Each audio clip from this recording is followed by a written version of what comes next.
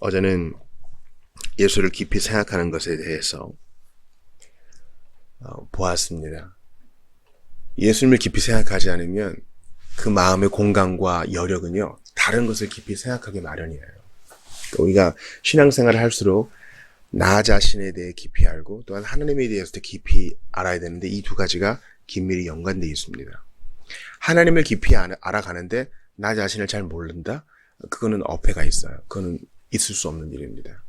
하나님을 아는 만큼 그 비춰주시는 빛 안에서 내가 어떤 사람인지도 알게 돼요. 그러므로 나한테는 기대할 거 없어요. 세상한테도 기대할 게 없고요. 예수님을 깊이 생각하는 것, 그거예요. 어떤 분들은 생각하실 거예요. 어떻게 예수님만 생각하지? 제가 예를 한번 들어볼게요. 여러분이 누군가를 깊이 사랑하게 되었다고 생각해 보십시오. 누군가를 깊이 사랑하게 돼서 아주 진지하게 이제 이성교제를 해요. 결혼도 염두에 두고 있어요. 그리고 정말 그 사람이 좋아요. 그러면 하루 종일 그 사람을 생각한다 해도 과언이 아니고 그건 지실이에요. 물론 그는 자기 일을 합니다. 직장도 나가고 또 학생이면 공부도 하고요. 만약에 누군가를 좋아한다고 하면서 일이 손에 안 잡히는 것이 쭉 계속된다면 그건 바른 관계가 아닐 거예요.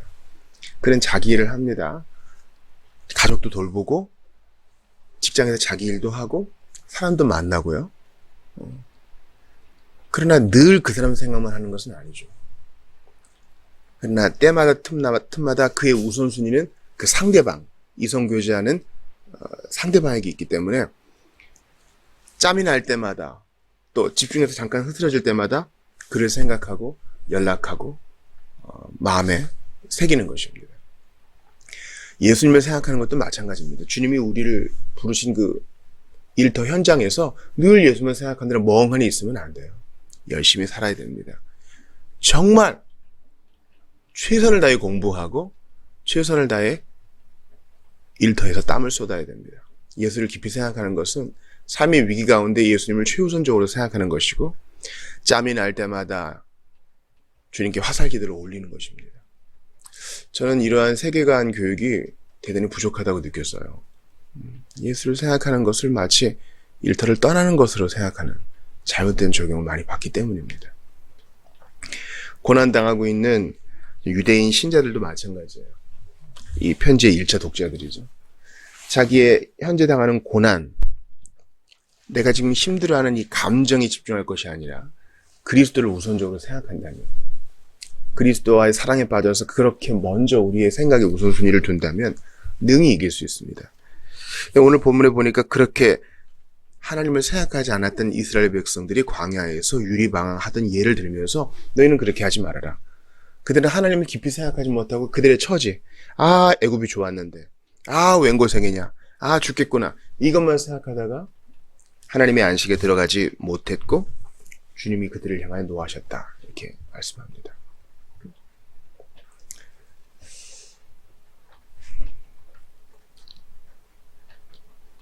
히브리서는 신약성경 가운데 구약성경을 가장 많이 인용한 책인데요.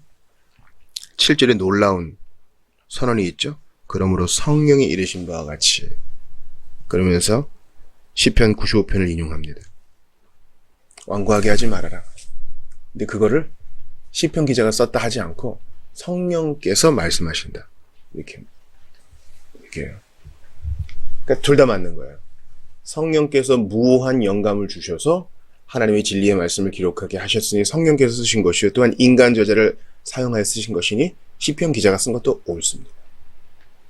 그러니까 표현의 그 단면만 보고 함부로 판단하면 안 돼요.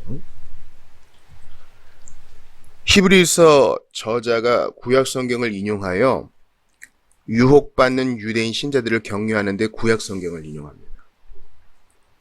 그러면서 제가 이걸 참 어제 묵상하면서 참 도전을 많이 받았는데요. 마음을 완고하게 하지 말아라. 하나님께서 이미 충분히 보여주셨는데 그럼에도 마음이 미혹되고 하나님께 불순종하면 내 안식에 들어오지 못한다. 주님이 그러셔요. 내 안식에 들어오지 못한다는 말은 이제 약속의 땅에 들어가지 못한다 이거거든요. 여러분 생각해 보세요. 약속의 땅에 들어간다는 것은요. 이제 끝이다 이게 아니에요. 이스라엘 백성들은 가나안 땅 들어가서 뭐 했습니까? 전쟁했지요. 그 고단한 일이에요. 차라리 광야를 다니면서 만나 이렇게 얻어먹고 이게 나은 거 아닐까? 여러분, 우리가 하나님의 뜻을 순종하는 것은요, 어떤 면에서는 고단한 일이에요. 힘써 일하고 복음을 전하고 주님을 섬기고 기도하는 것은요, 우리의 애씀을 요구해요. 근데 그렇게 하면 어때요? 이야, 깊은 평안감과 깊은 안식이 찾아와요. 좀 몸은 수고했지만 뿌듯함이 있어요. 그래서 더 깊이 잘 수 있어요. 여러분 이런 적이 있으실 거예요. 야, 나 정말 이번 일주일엔 아무것도 안 하고 놀기만 할 거야. 야, 우리 놀러 가자. 놀기 위해서 뭔가를 해요. 노는 게 목적이에요. 근데 그게 그렇게 생각만큼 쉽던가요? 늘 그렇지는 않을걸요. 자, 우리 뭐하고 놀까? 계속 놀고 쉴 것만 생각해요. 그렇게는 안식이 오지 않는 것 같아요. 열심히 일한 뒤에 안식이 옵니다. 주님의 길을 따른 뒤에 비로소 이 안식이 찾아오는 겁니다. 하나님의 길에 불평한 사람들은요, 다시 광야를 돌며 안식을 빼앗겨요. 뭐 그들이 다 지옥 갔다 이런 얘기 아니에요. 정말 이 땅을 살면서 구원의 기쁨을 마음껏 누리고 안식의 기쁨을 누리면서 천국의 예비적 전조의 맛을 보려면요, 하나님의 뜻에 순종해야 돼요. 그게 안식이에요. 제가 좀 놀라운 선구를 봤는데요. 그림을 생각해 봤어요. 목자 되신 예수님을 우리가 따라가요. 그러한 시편 23편의 마지막 선구는 뭡니까? 내 평생에 선하심과 인자하심이 정녕 나를 따르리니. 자, 예수님이 인도하시고 나는 따라가면 당연히 선하심과 인자하심, 복도 따라와요. 정말 참 쉼을 경험하고 싶어요? 참 안정감을 누리고 싶어요? 그럼 주님을 향해 모험하며 따라가세요. 그러면 안식도 따라와요. 이 땅을 살아가면서 왜 그리스도인들이 예수님 믿는 배부름을 경험하지 못하고 항상 비참하면서 고된 인생을 살아갑니까? 왜 얼굴에 즐거움이 없어요? 왜 그 안식에 들어가지 못해요? 천국을 미리 경험해보는 것을 왜 못하고 있어요? 마음을 완고하게 하여 주님께 순종하지 않고 주님의 힘을 힘입어 영적 전쟁을 수행하지 않기 때문이에요. 그러니까 예수를 믿었다고 하지만 구원 열차 티켓은 받았지만 천국 입성 티켓은 있지만 계속 뺑뺑 돌면서 그저 만나만 먹고 하나님이 원하시는 더 큰 지경에는 들어가지 못하는 거예요. 제가 이거 묵상하면서 야, 그렇구나.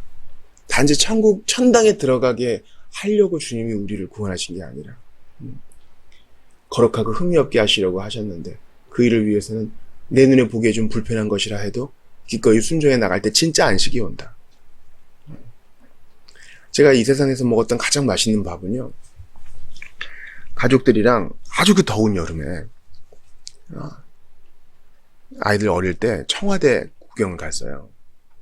얼마나 더웠는지 몰라요. 아마 그해 여름에 제일 더웠던 날이었을 거예요. 그리고 이제 견학을 마치고 나왔는데 애들은 뭐 이미 한번 엄마한테 혼났어요. 막 짜증낸다고 뭐 집에 가고 싶다고. 어째 견학을 마쳤어요. 해가 내리쬐는데 거기 이제 직장인들 많잖아요. 끝났을 때가 점심시간이에요. 광화문까지 오는데 식당을 찾을 수가 없어요. 식당이 꽉 차 있어요. 청와대 보느라 고생했죠. 많이 걸었죠. 근데 우리 조금만 포기하지 말고 한 블록만 더 가보자 해서 아주 허름한 밥집에 들어갔어요. 음식이 매웠습니다. 애들 먹기에 조금 매웠어요. 근데 아이들도 그래요. 여태까지 먹었던 밥 중에 제일 맛있었다고. 좀 매운 찌개며 제육이며 고기며 싹 비웠어요. 제가 무슨 말 하는지 아시겠어요? 맛집을 찾아다녀보자. 배가 이만큼 부른 상태에서 한번 제대로 세상에서 제일 맛있는 음식을 먹어보자. 이게 목적이 되면 글쎄요, 참된 음식 맛을 못 볼 거예요. 그런데 주님이 우리에게 맡겨주신 일을 땀 흘리며 열심히 잘 감당하면 참된 음식의 맛을 나는 안식에 들어가요. 좀 역설적인 표현인데 그래요. 그러니까 오늘도 우리의 영적 전쟁을 수행하면서 부르심을 따라 주의 은혜로 환난 핍박 많고 원수 강하나 주의 용사 더욱 힘이 강하니 누가 능히 이겨 넘어뜨리랴. 변함없는 진리 승리하리라. 이거 고단한 일이지만 감당하면 안식이 와요. 참맛이 오는 것이에요. 이스라엘 백성들이 왜 40년간 유리방황했습니까? 그것은 바로 불신앙, 완고함, 불평 때문이었어요. 더글라스 윌슨이 이렇게 말했어요. 불평은 배은망덕의 깃발로서 불신하는 마음 한가운데서 펄럭인다. 일단 감사가 신자의 마음에서 사라지면요. 그리고 불평이 그 자리를 차지하면요. 아주 비참한 신자의 일생이 지속되는 거예요.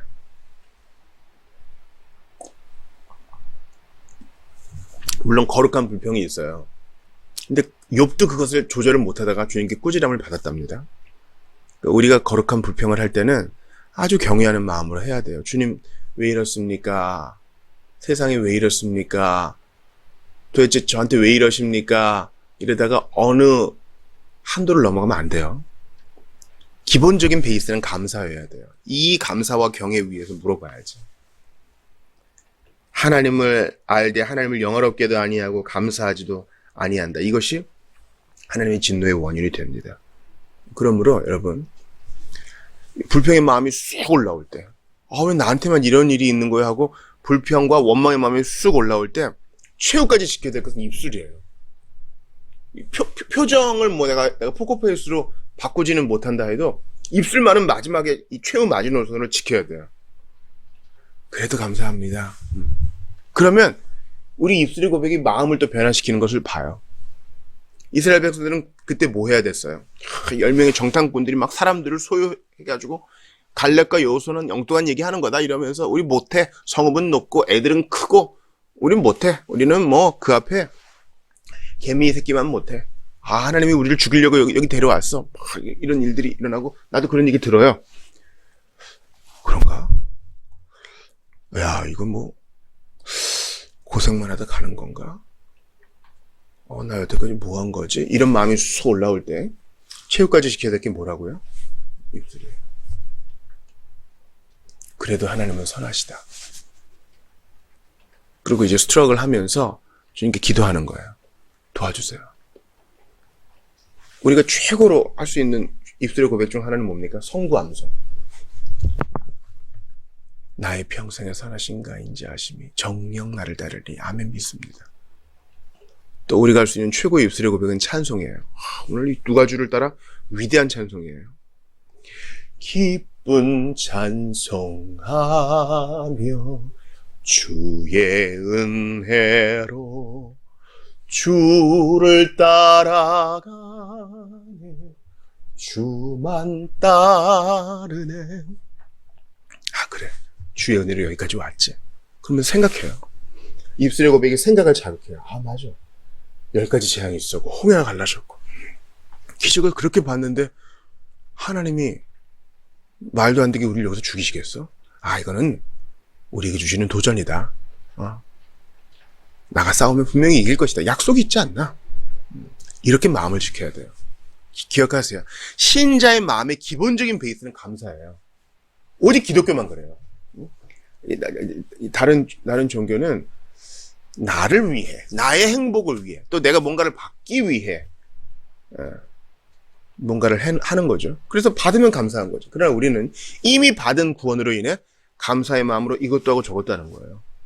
우리가 지금 새벽에 왜 여기 나왔습니까? 오늘 비 오는데 왜 또 이 불편한 출근길을 뚫고 가야 됩니까?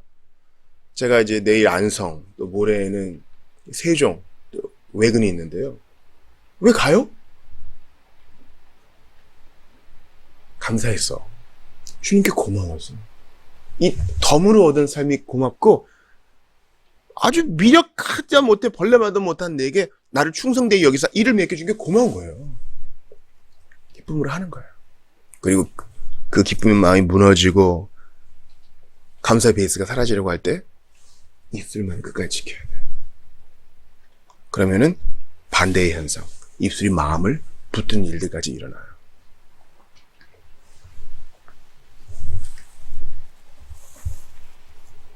영광스러운 이사야 1장 3절을 보세요. 소는 그 임자를 알고 나귀는 그 주인의 구유를 알건만은 이스라엘은 알지 못하고 나의 백성은 깨닫지 못하도다. 이게 바로 고난주간에 우리가 묵상해야 될 말씀 아니에요?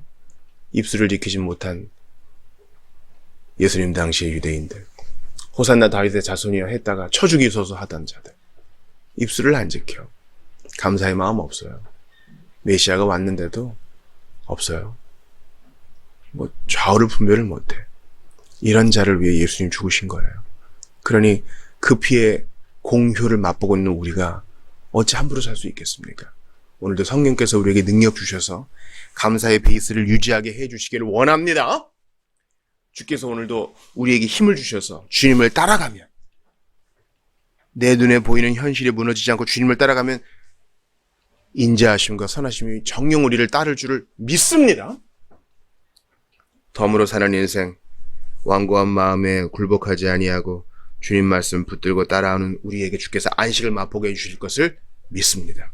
그렇게 주님 따라가시는 여러분들 다 되시기를 주 이름으로 축원합니다.